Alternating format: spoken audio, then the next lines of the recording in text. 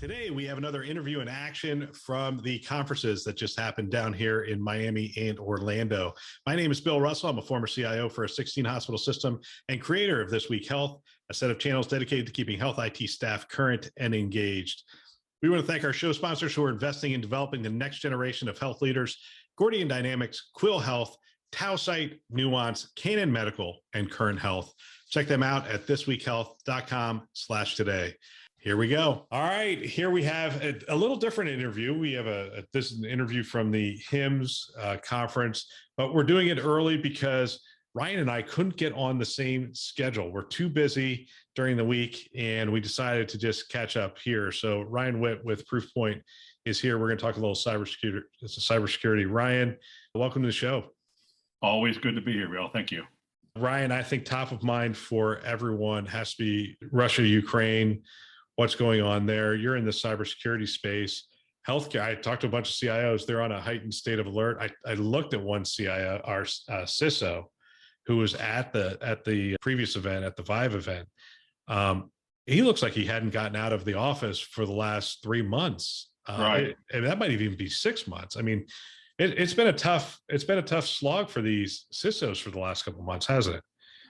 It absolutely really has. And from our standpoint, I mean, we're obviously monitoring this really, really closely. I'm sure everybody is. And, being on this heightened alert is the right sort of approach, to be sure. We've not seen anything unusual so far. So nothing new, nothing. I mean, when they unleashed this attack, we were worried that we were going to see all sorts of new things, right. New malware, Russian state actors or cyber criminal gangs out of Russia, whether they're state sponsored or not, that's quite a topic right there, have always been very active. So it's not like nothing's happening, but we're not seeing a huge change in the norm. However, and I think it's important to emphasize the however and to be cautious here, because this could change. It could change quite rapidly, and as the dynamic of this conflict, of this invasion evolves, who knows what the response and the counter response is going to be. And what I'm really referring to is we're seeing more and more Western brands pulling out or suspending their business activity within China, restaurants, retailers, online gaming. We see assets for oligarchs being suspended or frozen in multiple geographies.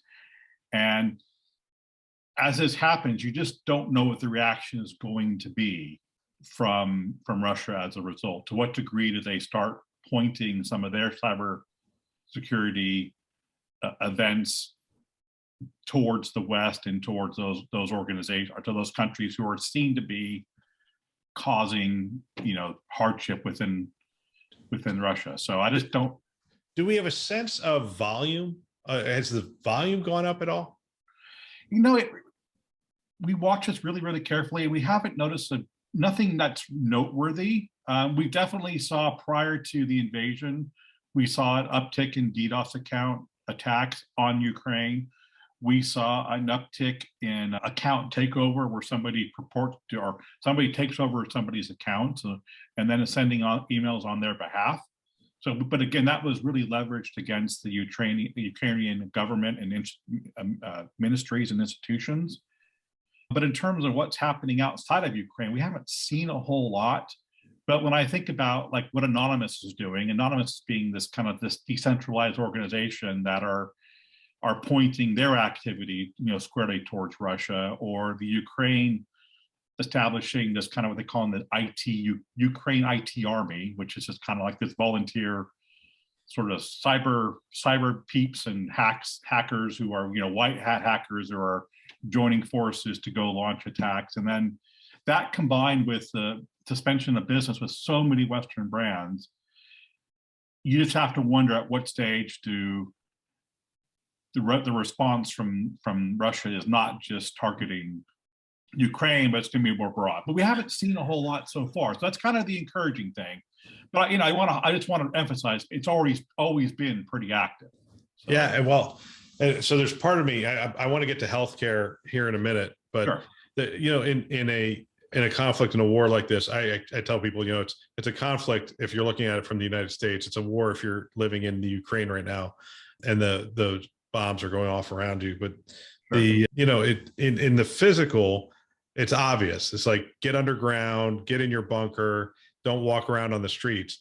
But I logged. We're on Zoom right now. I logged in this morning, got on the internet. There's a battle going on the internet right now, and I got on like I'm just walking through the streets and nothing's going on. I mean, is that right? Am I not thinking right about this, or is it just heightened state of alert in terms of making sure I have the right tools in place, making sure I have the right procedure for my company and myself? I mean, this is an opportunity. Don't let a crisis go to waste. Good crisis go to waste. Yeah. So this is a really good opportunity to make sure you are heightening not only your awareness, but if you had some investments you were pondering, or maybe that hadn't happened yet, or you were contemplating in the near term, I think it's the time to make those investments, whether that's people oriented or whether that's technology. So I think we're kind of, as you kind of mentioned a little bit earlier, we can see this as like a conflict. We're not experiencing directly the hardship. Yes, maybe at the gas pump, that's compared to bombs falling, that's pretty insignificant.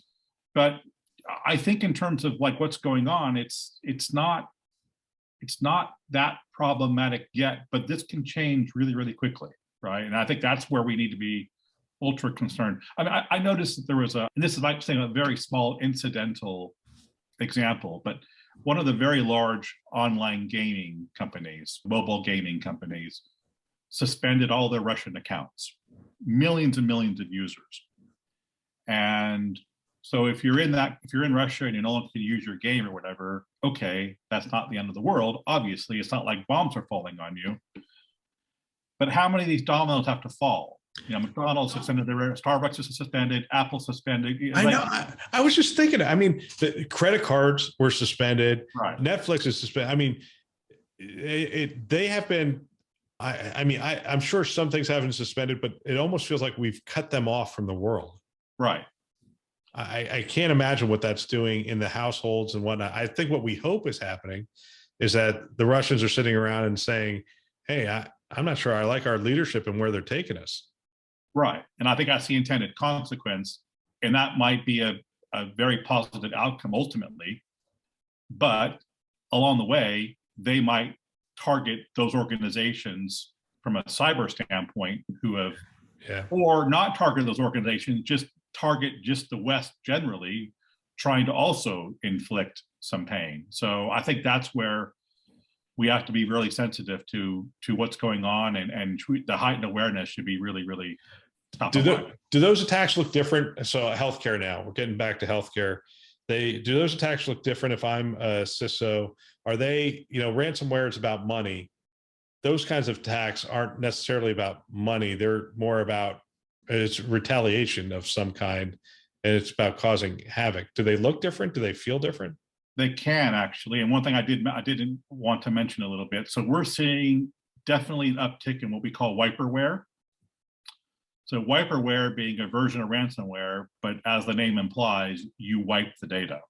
So there's no intention to extract some sort of payment. The intention is to extract pain, essentially. So you delete that data permanently. And then, so that, yes, we have seen an uptick in that the use of that form of malware.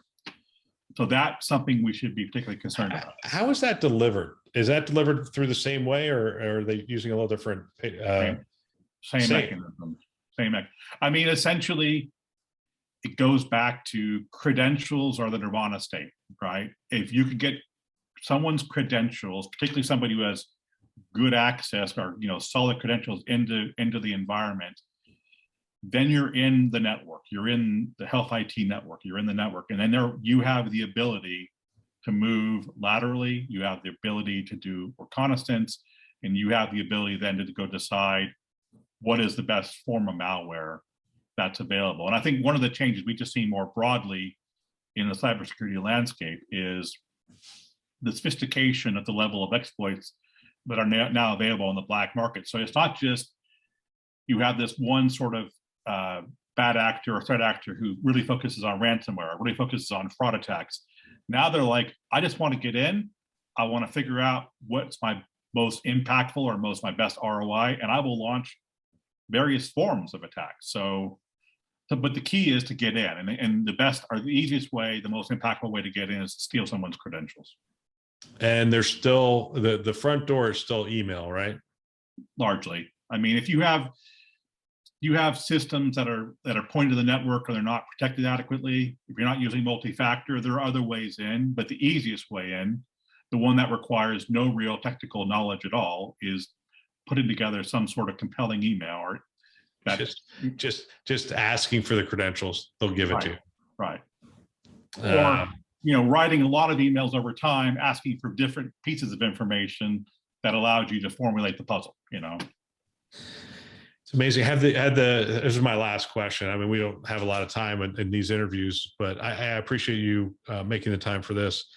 The protection. Are we changing the way we're protecting it all? Are we updating? I know that we're a lot more responsive than we used to be. I read this Microsoft story that they identified a new form of wiperware that was heading towards the Ukraine. They got involved with the federal government like within 24 hours of identifying and whatnot. Seems like we're more responsive or more, I don't know, more nimble, more responsive than we used to be. Not that 24 hours is fast enough, but it's faster than we've ever been. It feels like. I think maybe the connective tissue is stronger right now. So we're all kind of rallying behind and want to help each other out a lot right now. So maybe that connective tissue is allowing better sharing, better engagement with agencies, better utilization of the tools that are out there to go help defend against these attacks. So maybe that's partly what it's about. Ryan, I want to thank you for your time for this non-HIMSS interview. I appreciate catching up with you. Likewise, Bill. You take care now. Thanks. Another great interview. I want to thank everybody who spent time with us at the conferences. It is phenomenal that you shared your wisdom and your experience with the community, and it is greatly appreciated. We also want to thank our channel sponsors who are investing in our mission to develop the next generation of health leaders: Gordian Dynamics, Quill Health, Tausight, Nuance, Canon Medical, and Current Health. Check them out at thisweekhealth.com/today. Thanks for listening. That's all for now.